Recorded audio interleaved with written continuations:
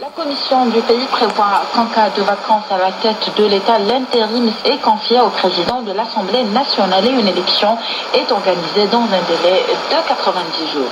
Côté réaction, l'Union européenne a appelé l'armée du Burkina Faso à respecter les droits fondamentaux de la population, réaffirmant la nécessité d'une transition démocratique apaisée menée par des autorités civiles. De Bruxelles, Habib Ben Safi.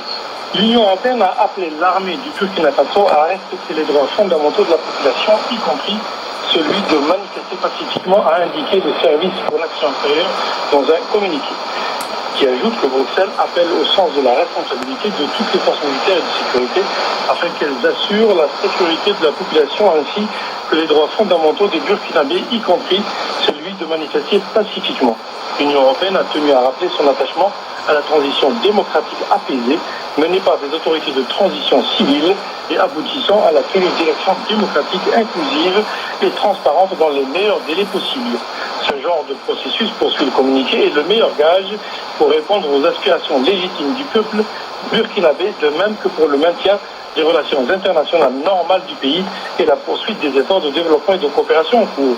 Bruxelles soutient les efforts de la communauté internationale, notamment le travail de la mission commune de l'Union africaine, de la CEDEAO et de l'ONU. L'Union européenne a affirmé sa disponibilité à y contribuer pour faciliter le processus en cours.